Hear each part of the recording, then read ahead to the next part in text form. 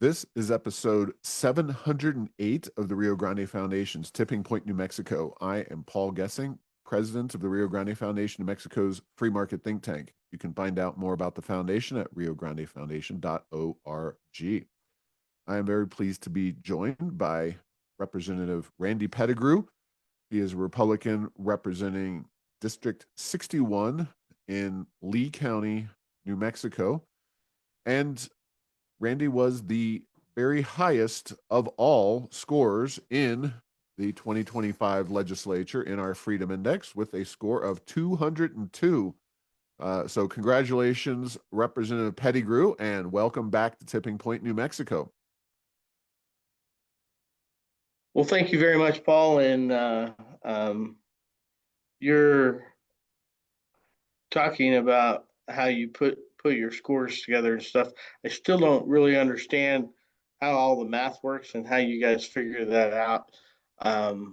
At the end of the day, we can't disagree too much because, in my opinion, there's only two real conservatives in the house, and that's myself and John. And so, and not taking anything away from Stephanie, she's amazing as well. But that the look at it from the freedom side with respect to what it does to our Constitution, what it does to our liberties, what it does to our taxes. I think you guys are on point with respect to that. And I think it's important that we measure that. And I wish that there was a way that we could get that measurement um, out to and get some of our moderates to understand that. My belief is 20% on the far left, you're never going to do anything. 20% on the far right, you're never going to do anything. We should be legislating to the 60% in the middle, but the 60% in the middle don't understand the total catastrophes and the disaster and the attacks that we're placing on them um, during a 60-day and a 30-day session. Well, I appreciate that, and we can jump into that a little bit. So first and foremost, the way our Freedom Index works is that you get positive points for floor votes that limit government or for voting against bad bills that would grow government. So it's only floor votes. And the worst of the worst is -8. The best of the best is +8. And that's the score that's given to those bills as they move through the process.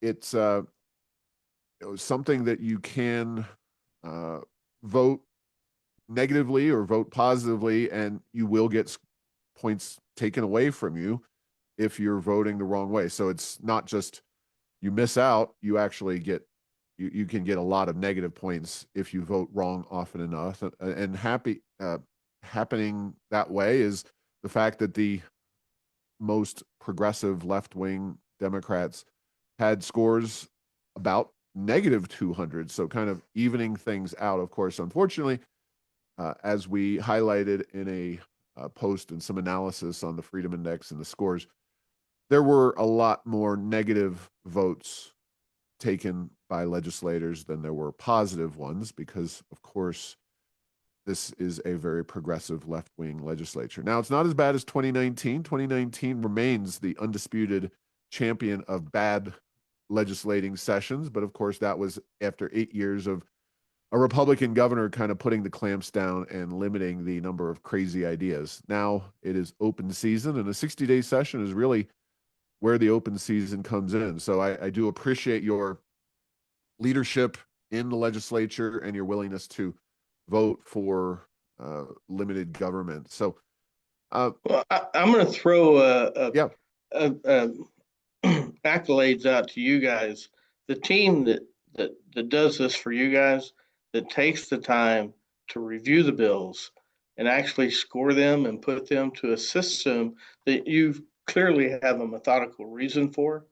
Hell of a job. Great job. well, thank you. And yeah, it's not straightforward and simple necessarily. Obviously, a bad bill that is a new concept that gets more like a new tax is going to be weighted differently than a expansion of an existing tax. Both will be rated negatively, but let's talk about a few of the bills that you sponsored, though, and Okay. some of the things that you worked on this session, because you do come from the oil and gas area of our state, the Permian Basin. And I remember one of the bills that I actually testified on um, was using natural gas and defining it as renewable energy. The bill was HB 327. It obviously didn't go very far given the tenor of the legislative process here. But what were you trying to do with that particular bill? Well, the the the justification for the bill comes from the ETA. Yeah, if Energy you look Transition at, Act. Yep. yeah, so with the ETA, by 2030, we're supposed to be 50% on renewables. And by 2045, we're supposed to be off of anything non-renewable. Uh, that's our ETA. Now, granted, the federal government's looking at goals at 2050, but New Mexico's ETA goals are 2045. And um, when you look at solar, wind, bio, geothermal, none of those can create a heat over 1,000 degrees in Fahrenheit. Okay, Right. glass, it takes over 2,000 degrees to transform glass into what you need. Sand, the same thing. To take sand from a fixed subject to something that you can then make into a workable object. Two of the things. When you look at that, silicones and stuff, you cannot actually make a solar panel without more than 2,000 degrees Fahrenheit. Same thing with the wind turbine arm, 2,700 degrees Fahrenheit. That's what it takes. You can't even put these things in series and create that because of the loss that goes through it. Plus, we don't have the battery storage that allows you to put them into series that they could to do that. So when we look at what it's going to take to actually build out the ETA, natural gas is the only alternative right now in New Mexico because as we saw with the whole tech thing on the spent nuclear fuel rods, that several of the representatives and even our state land commissioner, when she was the representative, sent a letter to Congress saying, "Hey, we support Holtec's deal. Holtec's invested almost $100 million in New Mexico. Now we want nothing to do with nuclear. And We've gone Holtec is the nuclear storage facility that has right. been debated and planned for is that in your district? Yes, it's right on the border between Lee County and Eddy County. It's in the Lea district, the Eddy Lee Alliance district, and area that's been created. But everything about where the concept of the Energy Transition Act takes us requires immense power, the ability to create immense heat. Natural gas is the second cleanest burning fuel on the planet that we know of right now. We have nuclear, and then we have natural gas. And so we've got to, while it may not be, maybe I ran the bill wrong because I identified it as a renewable. And okay, I can Well, see. isn't that what California did? Didn't Gavin Newsom just kind of by some kind of executive order deem natural gas to be renewable because they were having so many problems with their grid? Or am I missing the boat there? So yes, there is that side. What California did, what your version is very close to exactly what happened. What they won't define it as a renewable, but they need the fuel, so they identified it that way so you could collect the carbon credits off of it. And that was the whole intent. To if you put it on the renewable, then you get the carbon credits from it. Okay. And so there were two things on that bill that the renewable piece was, I knew I was going to have a fight. I was blessed to be able to get it out of the first committee. Uh, Representative McQueen, the chair of energy, wouldn't give me a hearing in the on the second committee because his concept is natural gas can't be considered a renewable. Pettigrew, you need to go back and you need to do this bill differently. And so, and the other piece of this is I should, and I didn't want to limit it. I didn't want to mandate it into legislation on the carbon capture side. We need to get to that point. And I also knew that uh, some bills were running through that would have created the carbon capture piece of this, and that was being run on by representatives on the left-hand side of the aisle. And so, if I could leave that out of my bill, we could utilize that. We did get to a point where at least we could identify pore space and we can identify some place how we can push stuff back into the earth, gas and gases back into the earth by that identification. But we need natural gas just to get us to where the people that are so enthralled with the energy transition, we don't get there without it.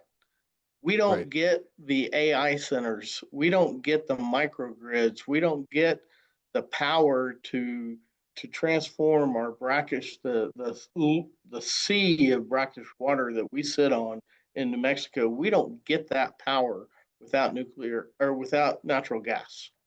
And that was the intent of that bill, was to give us a tool to be able to do that stood within the ETA and kept everybody happy. Unfortunately, we didn't get the second committee. So just kind of by background, the Energy Transition Act passed in 2019, which I earlier mentioned was the worst legislative session in recent memory.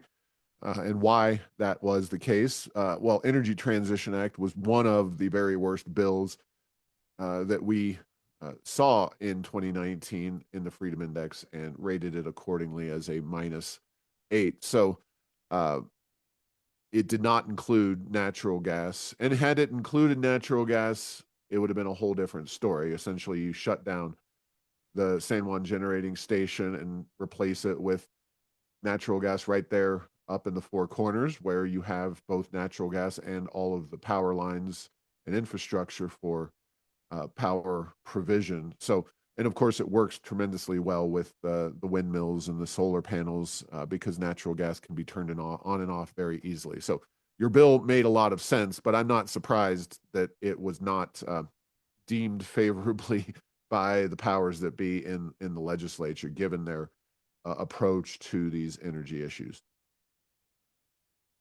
And this is a problem with respect to how do we actually get to the goals of the ETA? How do we actually bring in the economic development that the state needs with AI centers and stuff? So what happened with some of the bills actually gives us some leverage from an economic development standpoint. The centers that are being built down on the borderplex right now have determined that the solar and wind and any of the other alternative energy sources cannot give them the power that they need. So it allows them to put up the microgrid stations that includes powering by natural gas. So those transitions, to be able to do the stuff that the people on the other side of the aisle want, they're allowing because it gets them to their end goal. Right.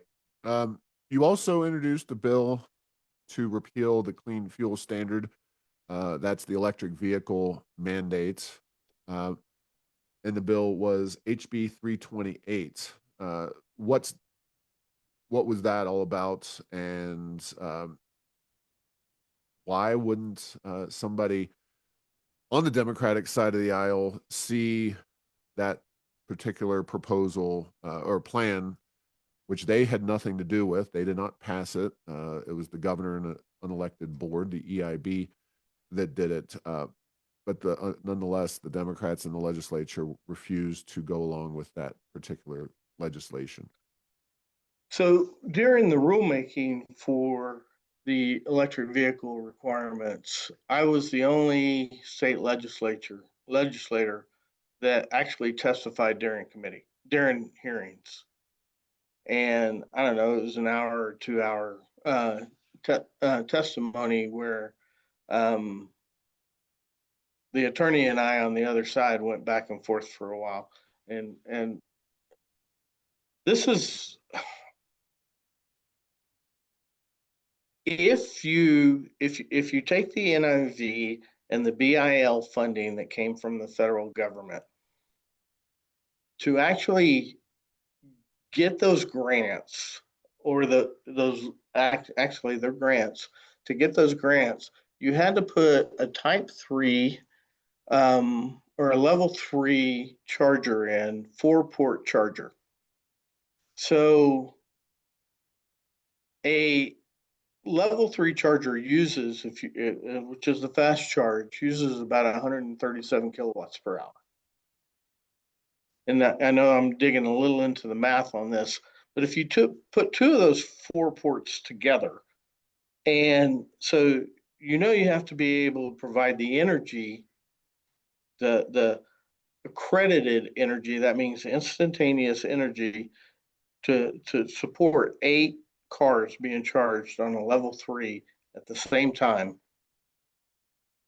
If you go through the calculations, that upgrade to a city system, let's pick Eunice, because that was my example during the testimony, it would take a substation the size of the existing substation in Eunice to power those 2 level 3 chargers.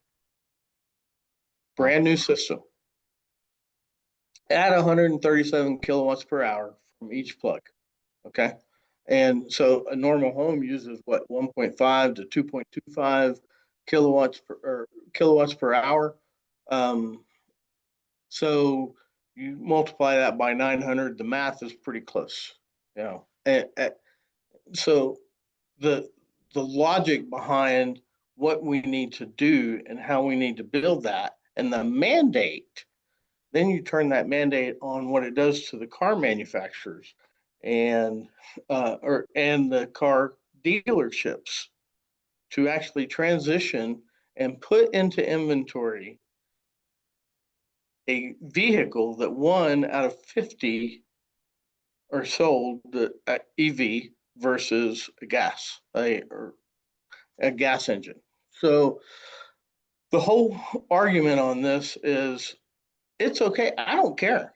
My daughters are all, well, my oldest now is 34. My youngest is 26. Will turn 26 this year. I advise them to buy a hybrid. It's a good thing. There's nothing wrong with that. They don't need the pickup that I use in the oil field. They don't need some of the things that other people may have for their work or their business. And so I have no problem with electric vehicles. What I do have a problem with is you mandating without legislative action what we have to do. So let's repeal that. Let's get rid of rulemaking, which may lead into some of your other questions on some of the bills that I did. Let's take the power away from the department secretaries and the assigned boards out there, like the Environment Board, the EIB. Right. If they want to do a rulemaking, let's bring it back. Let's make sure the legislature agrees with that. And let's get the legislative body on record as voting yep or no. And that's my, let's get rid of that stuff. Let's take the power away from the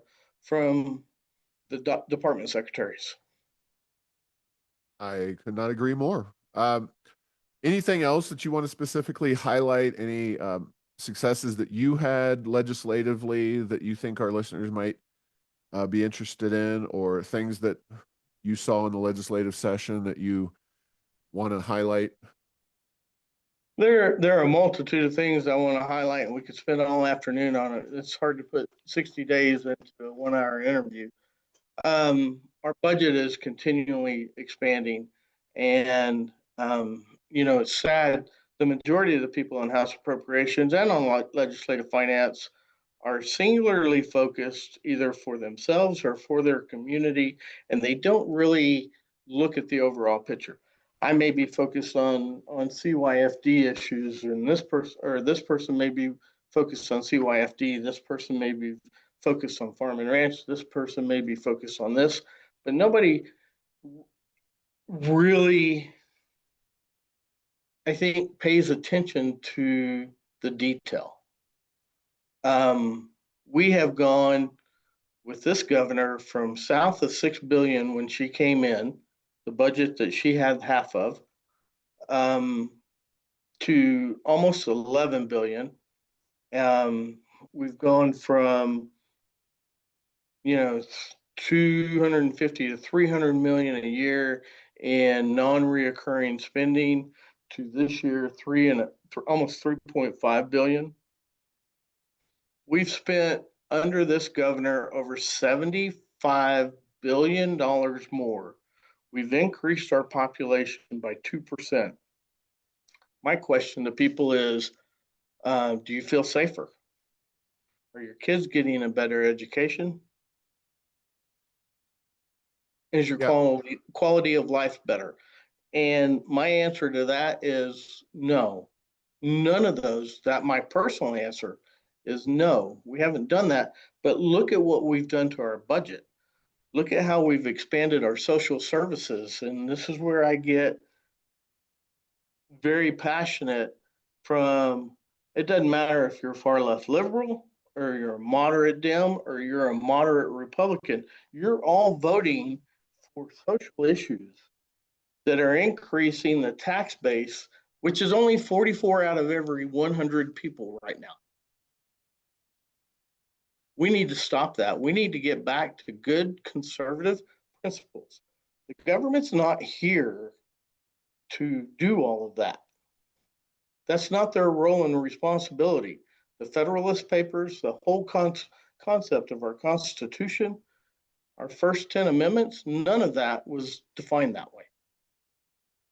Why do you think New Mexicans continue to vote for lack of a better word, socialism and those massive government programs? Because it's not a new problem. This is something that we've been doing as a state for a very long time. Obviously, Southeast New Mexico is a bit of an exception to that, but overall, New Mexico just seems to New Mexicans seem to embrace that big government mindset. Well, I think from it, let's take it away from a big government mindset to why should I have to work if I'm going to give it for free? I think Ronald Reagan said something like, if you want to define government, if it moves, tax it. If it moves faster, regulate it. If it doesn't move at all, subsidize it. Yep. And so when we look at this, people are so used to getting free stuff. And so they continue to vote people in that do that. And I heard something earlier this year that I'm still working on through my mind on why things never get resolved in the legislature. And it's because if it did, Paul, what would I have to run on for next year? Right. What issues, if I fixed the issues this year, what would I have to run on next year? And and so we have that problem from the far left to the moderate right of to get reelected, I have to give I have to give you money. Now, yes, I need you to donate to my campaign, but I have to give you money back. I have to do that. And that's where we're at right now. And we have a majority of moderates on the House Republican side, so we're not making any headway.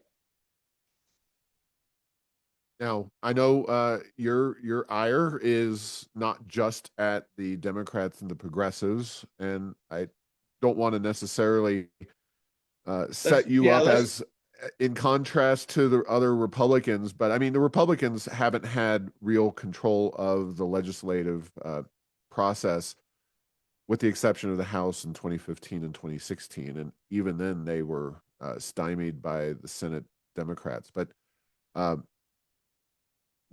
do you think there are bipartisan areas of agreement? We've highlighted some that seem potentially there. What, where do you see potential agreement that we can get Democrats and Republicans on board, or is that just not possible because of X, Y, and G? let me tell you about the deal that was made that sounds bipartisan and was not. Friday the 21st, we heard Of 47 bills that day. Friday, March 21st, we March heard, 21st. So getting towards the end of the session. yeah, the last full day before the end of session. Okay, usually we get from the leader's office a list of bills that we're going to hear the next day, sometime around 12 hours beforehand. So, sometime between 8 and midnight the night before, we get a list of bills that are going to be placed on the House third reading. And it's not a whole lot of time, but it gives us time to go research and do. Well, we didn't get a list. We didn't Thursday night. We didn't get a list. We didn't get a list. We're all asking, "Where's the list? Where's the list?" Or a few of us are, and you're not getting a list today. Oh wow. Okay. We went through 47 bills that day. As a person that reads every bill, every FIR, every agency analysis, the House Republican analysis, and pays for a far left analysis and a far right analysis of a bill. So I make a good, intelligent decision. I had nothing. So if that bill didn't go through ag or it didn't go through appropriations, I knew nothing about that bill. That was an agreement between House Republican leadership and House Democrat leadership. Now, the good side to that, because the bills weren't listed, nobody on the other side of the aisle knew that the really, really bad bills weren't going to get heard that day. That's the plus side. So do we work in unison? Yes. Do we put our own party at risk by doing it? Hell yes. What's the right decision? I didn't run for leader. I don't want to be leader. I want to represent the people that I have. I want to be good and I want to be consistent with that. I want to look at my future goals. But at the end of the day, is there some bipartisan stuff that's working? Yes. But it comes at such a huge cost. When that happens, it should not be just one person's decision. You're talking about Speaker Javier Martinez or other? I'm talking about House Republican leadership, Democrat leadership on the House side, and the Speaker. They made that choice, and I'm pretty sure it just came. I can't say. All I know is I had to listen to 47 bills in one day, which 2/3 of them I'd never seen. My only potential response, if I hadn't seen it, because they were going click, click, click. Paul, if you watched that day, they were going click, click, click. My only response was to vote no. Yeah. Well, I think that's a fair response. And do you think other members, and let's ask this question on the Republicans. So there are other members that have obviously a lot lower scores than you on the Freedom Index. And one of the things you often hear is that there are deals being struck and efforts among those Republicans to kind of horse trade with the Democrats to limit the uh, harm that they do through various policies. Obviously, that doesn't seem to be your strategy, but is that a strategy that is in place in Santa Fe in terms of kind of the horse trading and voting yes on something that you may not really agree with? How much of a percentage of, especially floor votes that we track, are involve those kinds of deals that are done behind the scenes? You know, I am confident there's a bunch of horse trading that's done. And I will horse trade, but I will not horse trade for a vote. I will horse trade changes in different pieces of legislation around if there's something that is, somebody would like to see an amendment on, and but they don't feel like that amendment would come well from them, and I agree with that amendment. I'm happy to run that amendment for them. Right. I won't. Very simplistically, I look at myself in the mirror when I go to bed at night, when I'm brushing my teeth, and I look at myself when I get up in the morning when I'm brushing my teeth. And I had somebody tell me that when Lujan was our Speaker of the House, he gave an ethics course. And as you know, all new legislators go through that, and every 2 years we all have to go through an ethics course. During that ethics course from Lujan, he defined ethics as what you can live with. This is And Ben and so Lujan, Ben Ray's father, of course, who yeah. was a longtime Speaker of the House in the And legislature. so from my side, I will not give up my my faith. I will not give up on my community to get something from my community.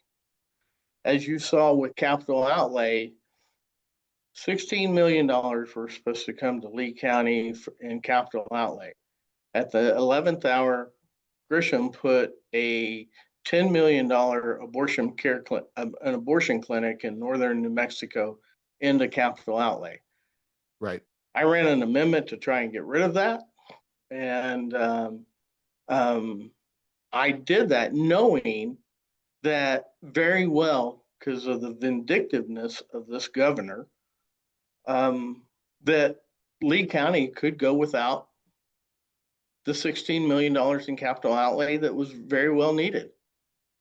But at the end of the day, that's a character issue. If you're willing to negotiate with the left, you're owned by the left. At some point in time, they give you something more than what you asked for, and at that point in time, you're owned by them. There's a book out there called Atlas Shrugged. Anybody doesn't believe me? Go read that book. Yeah, that's Ayn Rand, one of the seminal books of kind of individualism and limited, not necessarily a limited government approach, but because it isn't a fictional book, but it's a very pro-individual piece of writing and Yeah, very and influential.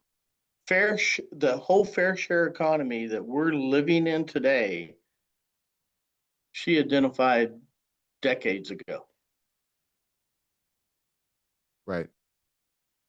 Well, I mean, our governor talks of cradle to career as a positive agenda, the way that this, she sees government taking care of everyone in our state from essentially the time that they're born. Of course, she's happy to also provide state funded and executed abortions before they're born. But as soon as they're born, then she's all in for government benefits to everybody. So So it's when you look at that, Paul, let's talk about cradle to career. If I can control what you're being taught from 3 years old to 22, how are you going to come out of the system? you're going to come out of the system as an obedient servant that believes that government knows best for you. You're going to leave any concept of entrepreneurialism behind. You're going to leave any concepts of individualism behind. And that's what our governor is pushing for right now. And that's Absolutely. what our state government's pushing for. No doubt about that. Go read Stalin. Go read. Yeah. Anyway, that's a whole nother conversation if you ever want to go there. Well, we are running up against the clock here, but I do want to give you an opportunity to, throw out anything, any issues that you feel we haven't adequately addressed in this conversation about either the session or looking forward to the next 30-day session, a special session, anything you want to talk about, Randy. Thank you for that opportunity, Paul. I will You're say welcome. this. I really felt like we would see a special session on crime. And what drove me closer and closer to that concept was that it took her until the last day to sign capital outlay and the budget, which to me means knowing how this governor has acted over the last 5 years, is she was using that as a tool to try and get her colleagues' support. And when I say her colleagues, the progressives, support for a crime package, which she was unsuccessful at in 2024. And ultimately, she didn't get that. And so she made some pretty some changes in capital outlay and on the budget that seem innocuous and are not. And we can have that conversation in another one. But so I do think that we'll probably see some budget adjustments at the potentially in September, depending on what happens with um, the fight between our state attorney general and our governor and our president and his secretaries with respect to budgeting and what's really going to happen with respect to healthcare, to public education, and so many other areas that we're so heavily involved in. Paul, you've been at this long enough to know that our state legislative body has never made a decision that didn't include them putting a quarter in and the government putting 75 cents in. Right. Every decision that's made is made off of how much money can we get from somebody else. And Right. and so um, watch legislative finance this summer because it's going to be an interesting one.